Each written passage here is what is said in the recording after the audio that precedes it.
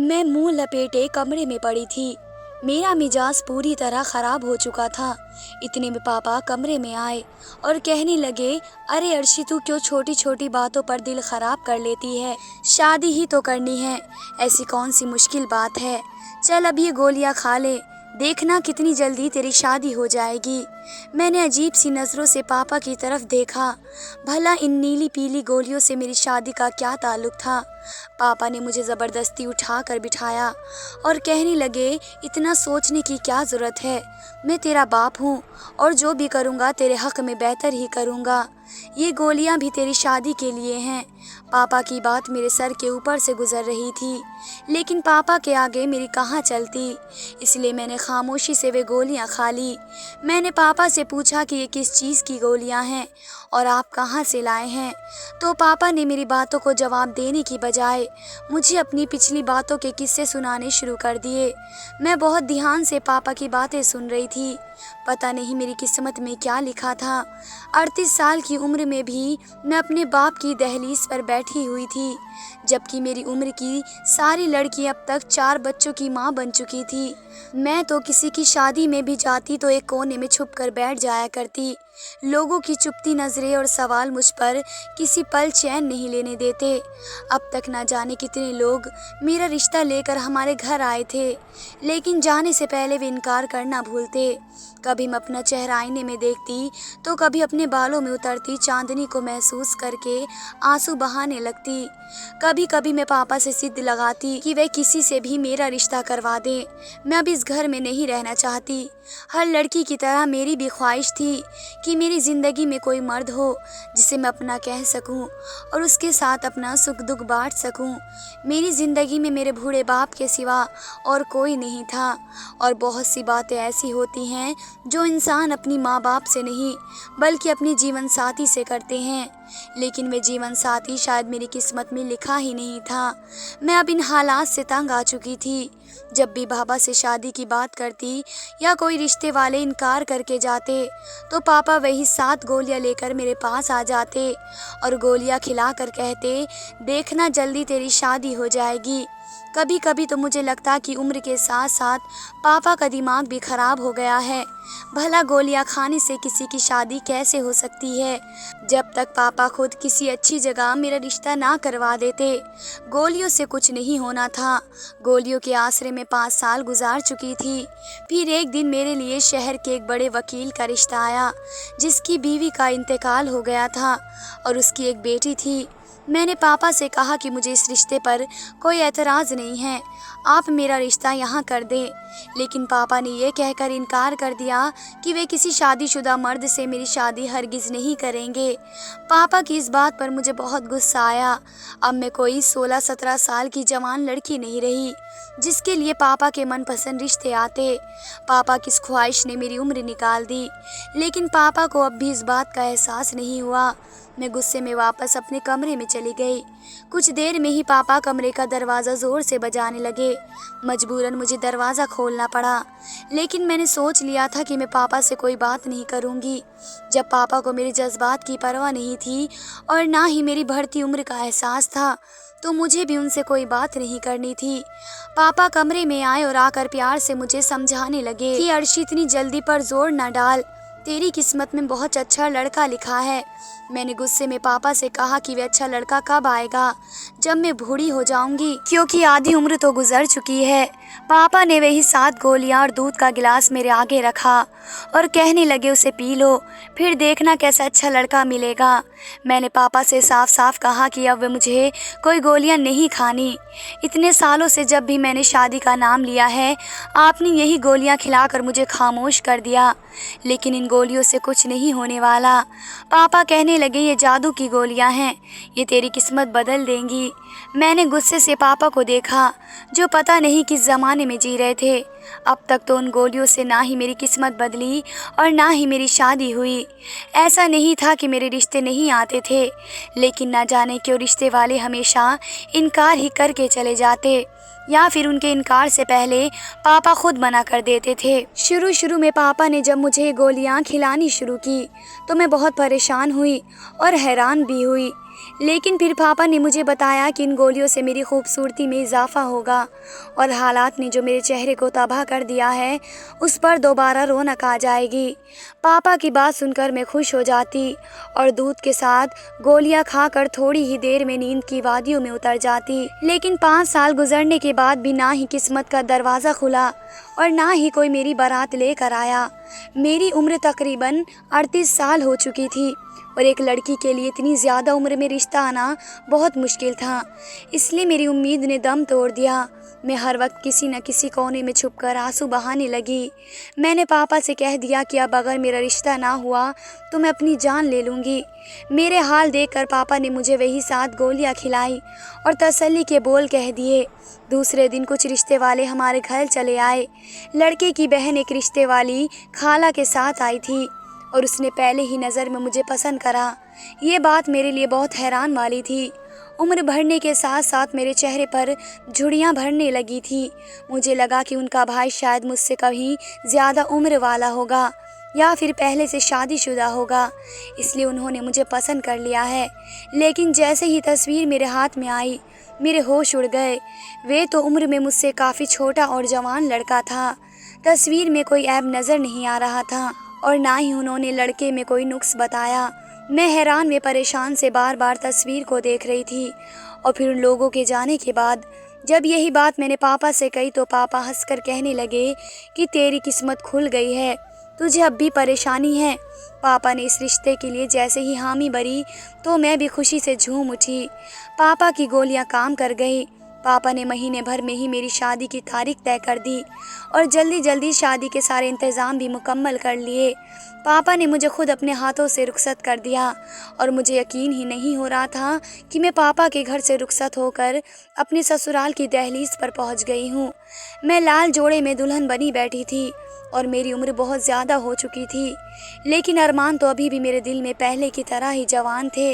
ये मेरी पहली ही शादी थी और इस शादी को लेकर मैंने बहुत सालों सब्र किया था और आज जब ये रात आई तो मैं खुशी से पागल हो रही थी।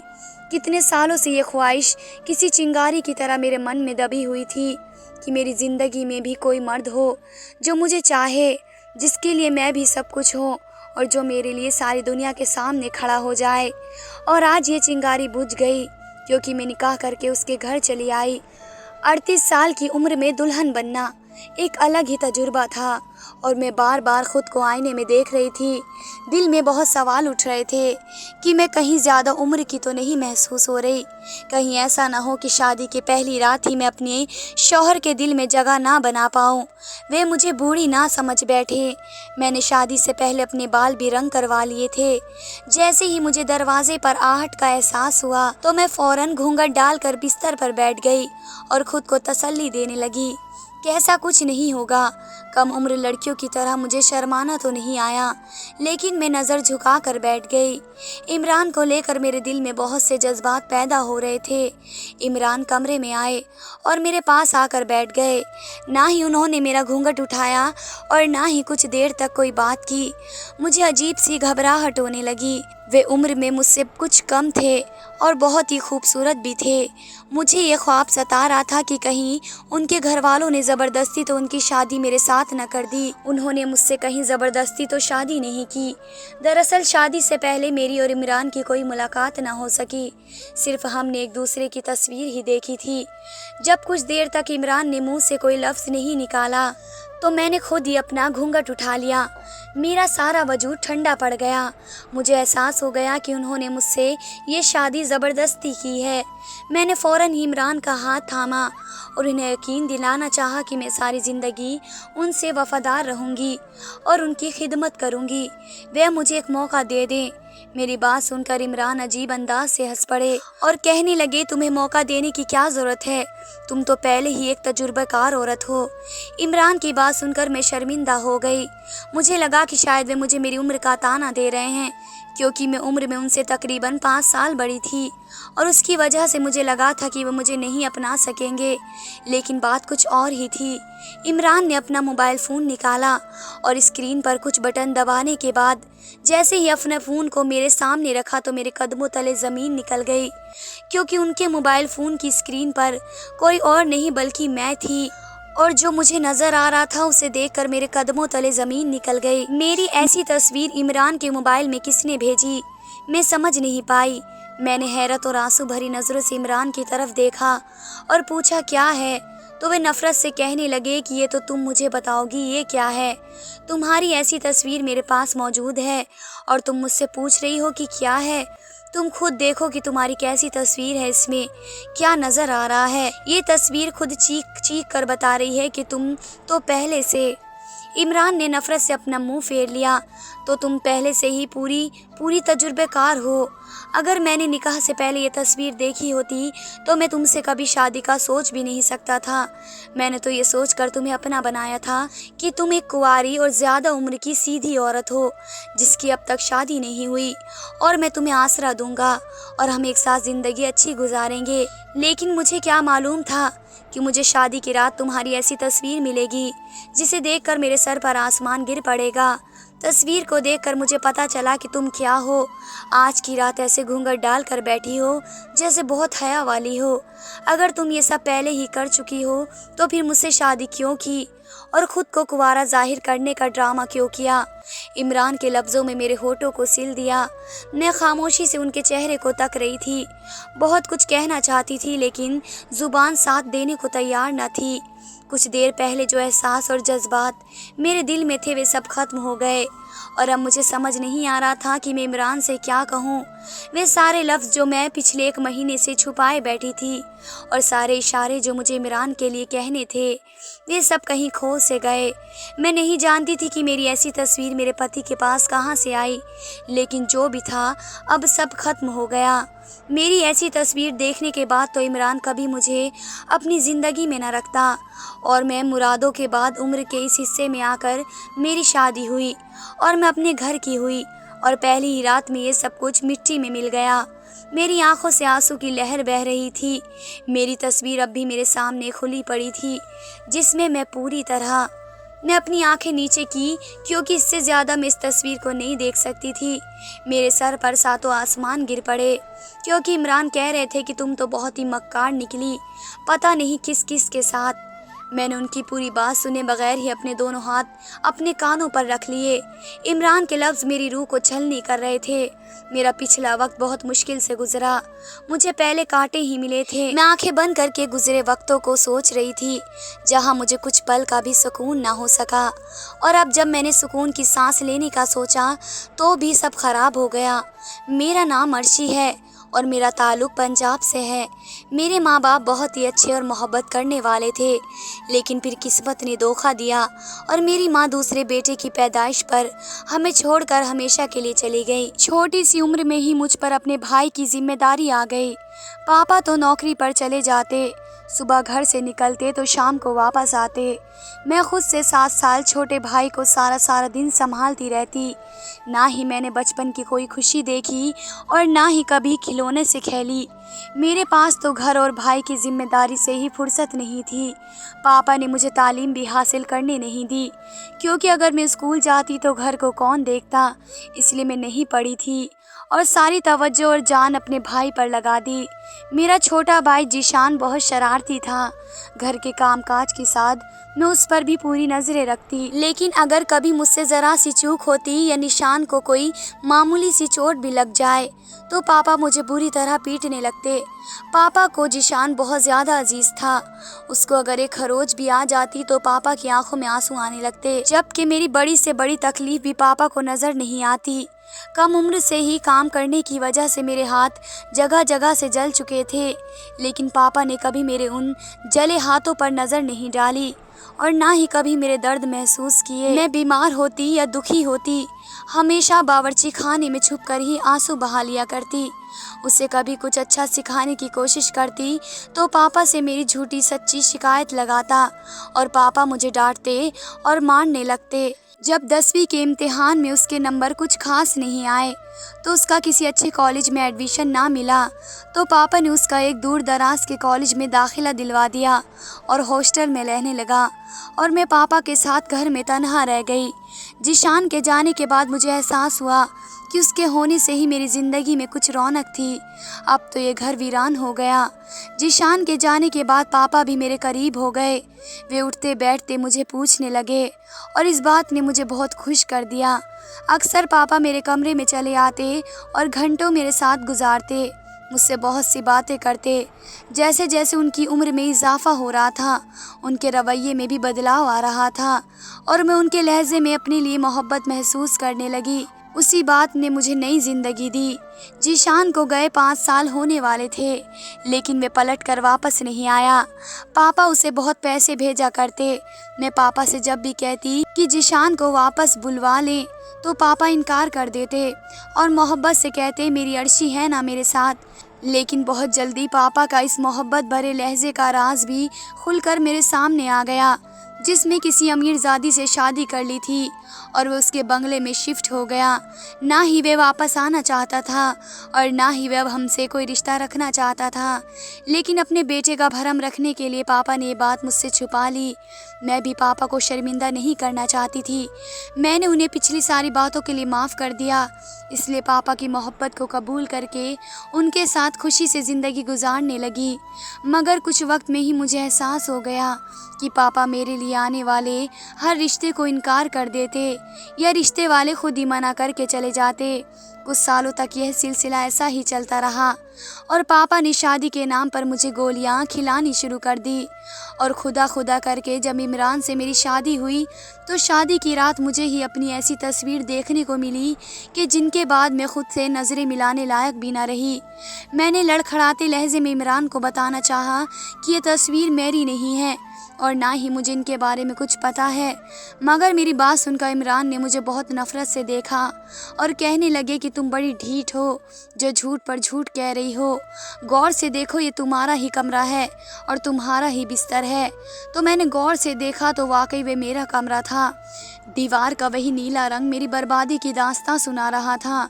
मुझे खुद मालूम नहीं था कि मेरी ऐसी तस्वीर कब और किसने ली, मगर इमरान मेरी बात मानने को तैयार नहीं था। बहुत इंतज़ार और मुरादों के बाद मेरी शादी हुई और शादी की पहली रात ही मैं बर्बाद हो गई। इमरान ने मुझे कहा कि मैं एक रात उनके घर गुजार सकती हूँ, लेकिन आने वाली सुबह हमारा कोई ताल्लुक़ नहीं होगा। इमरान की इस बात ने मेरे रोंगटे खड़े कर दिए। मैं वापस अपने बाप के घर नहीं जाना चाहती थी। मैं इमरान के कदमों में बैठकर हाथ जोड़कर मिन्नतें करने लगी कि ये तस्वीर मेरी नहीं है, मैंने कभी ऐसी तस्वीर नहीं बनवाई और ना ही मैं कोई गिरी हुई घटिया लड़की हूँ। मैंने तो इज्जत से आपके साथ शादी की है और आपके साथ ज़िंदगी गुजारना चाहती हूँ। लेकिन इमरान पर मेरी किसी भी बात का कोई असर ना हुआ। सारी रात इमरान के आगे हाथ जोड़े गुजर गई और सुबह के वक्त जब उनकी बड़ी बहन कमरे में आई तो इमरान ने उन्हें सारी हकीकत बताकर अपना फैसला सुना दिया। क्या वे मुझे अपनी ज़िंदगी में बर्दाश्त नहीं करना चाहते? इमरान की बड़ी बहन ने भी मेरी सारी बात सुनी और इमरान से कहा कि जल्दीबाजी में कोई गलत फैसला करने की ज़रूरत नहीं है, आराम से इस मसले का हल निकाल लें, क्योंकि ऐसी इस बात को कबूल करने के लिए तैयार नहीं है। यह तस्वीर उसकी है तो फिर हमें पहले पूरे सच का पता लगाना चाहिए। कहीं ऐसा ना हो कि गुस्से में आकर तुम एक मजबूर के साथ नाइंसाफ़ी कर बैठो। इमरान की बहन की बात सुनकर मैं हैरान रह गई कि मेरी तस्वीर देखने के बावजूद भी वे मेरे खिलाफ नहीं हुई, बल्कि मुझे एक मौका देना चाहती थी। बहुत नरमी से वह मुझसे पूछने लगी कि कैसे मुमकिन है कि किसी ने तुम्हारी ऐसी तस्वीर बनाई है और तुम्हें पता भी नहीं हो। तुम क्या नींद की दवा लेती हो? मैंने अप्पी को बताया कि ऐसी तो कोई बात नहीं, लेकिन जब भी मैं पापा की दी हुई गोलियां खाती हूँ तो मुझे गहरी नींद आती है। मेरी बात सुनकर अप्पी हैरान हो गई कि तुम्हारे पापा तुम्हें कौन सी गोलियां खिलाते हैं, और फिर मैंने उन्हें बताया कि वे मुझे शादी के लिए 7 गोलियां खिलाते थे। ये बात सुनकर इमरान और अप्पी दोनों चौंक उठे और कहने लगे, ऐसी कौन सी गोली आती है? तुम शायद पढ़ी लिखी नहीं हो और सारी ज़िंदगी अपने बाप के साथ घर में रही हो, इसलिए उनकी बात पर यकीन करती चली गई। दाल में कुछ न कुछ काला ज़रूर है, क्योंकि तुम्हारा बाप तुम्हारी शादी नहीं करवाना चाहता था और ये बात मुझे रिश्ते वालों ने बताई थी कि तुम्हारे बाप ने आज तक तुम्हारे घर आने वाले हर रिश्ते को खुद ठुकराया। अगर तुम इस बात में कोई शक नहीं तो ये तस्वीर तुमने अपनी मर्ज़ी से नहीं बनवाई है। तो हम अभी सच का पता लगा लेते हैं। इमरान ने पहले तो इस बात को मालूम किया कि ये तस्वीर कहाँ से आई, और फिर उन्हें पता चल गया कि यह तस्वीर किसी और ने नहीं बल्कि मेरे बाप ने भेजी है। और तस्वीर में मैं अपने कमरे में बिस्तर पर मौजूद थी और मेरे साथ कोई मर्द भी था जिसका चेहरा तस्वीर में नहीं था। मैं बिस्तर पर जिस हालत में पड़ी थी वे देखकर मैं शर्मिंदगी से ज़मीन में गिर गई। और जब इमरान को पता चल गया कि तस्वीर मेरे बाप ने भेजी है तो उन्होंने मेरे बाप को बुलाया और कहा कि मैं किसी कीमत पर आपकी बेटी को नहीं छोड़ूंगा, इसलिए बेहतर है कि आप सारा सच खुद ही बता दीजिए। मेरी बाप ने अजीब सी नज़रों से मेरी तरफ देखा और कहने लगे मैं अर्शी की शादी नहीं करना चाहता था। अपने इकलौते बेटे को मैंने ये सोचकर बहुत मोहब्बत से बड़ा किया कि वे मेरे बुढ़ापे का सहारा बनेगा, मगर वे मुझे छोड़कर चला गया। मैं उम्र के इस हिस्से में तन्हा नहीं रहना चाहता था, इसलिए मैंने फैसला कर लिया कि मैं कभी अर्शी की शादी नहीं करूँगा। लेकिन फिर शादी के नाम पर अर्शी खुदकुशी करने की धमकी दी तो मजबूरन मैंने तुमसे उसकी शादी करवा दी, उसे ये दिखाने के लिए कि मैं उसकी शादी के खिलाफ नहीं हूँ। मगर सच तो ये है कि मैं कभी चाहता ही नहीं था कि अर्शी अपने घर की हो, इसलिए मैंने जानबूझकर ऐसी तस्वीर खींची और तुम्हें भेज दी। इन तस्वीरों में अर्शी के साथ कोई और नहीं बल्कि मैं हूँ। अर्शी नींद की दवा के असर में थी, वही दवा जो शादी के नाम पर मैं उनको खिलाकर सुना दिया करता। मैंने सोचा था कि अर्शी की ऐसी तस्वीर देखकर तुम फ़ौरन उसे तलाक दे दोगे, लेकिन जब रात भर इंतज़ार के बाद अर्शी घर न लौटी तो मैं जान गया तुम आम मर्दों जैसे नहीं हो। अपने बाप की बात सुनकर मेरे होश उड़ गए। मेरे बाप ने सिर्फ अपने बुढ़ापे को बचाने के लिए मेरी शादी न करने का फ़ैसला किया, ना ही मेरी ख्वाहिशों की परवाह की और ना ही मेरी जज्बातों का एहसास किया। अगर आप समझदारी से काम न लेते तो शायद मेरा घर तबाह हो जाता और पापा अपने फ़ैसले पर कामयाब हो जाते। इमरान ने मुझसे माफ़ी मांगकर मुझे गले से लगा लिया। एक तस्वीर के पीछे उन्होंने मेरे बारे में बहुत गलत सोचा। मैं अप्पी की शुक्रगुजार थी। पापा को भी मैंने माफ़ कर दिया क्योंकि वे जैसे भी थे मेरे बाप थे और उन्होंने जो भी किया वे तन्हाई के खौफ से किया। क्या आपने कभी ऐसे वालिदीन को देखा है जो अपनी ही औलाद की शादी करने से डरते हों? तो दोस्तों, आपको मेरी कहानी कैसी लगी मुझे कमेंट बॉक्स में ज़रूर बताएं। धन्यवाद दोस्तों।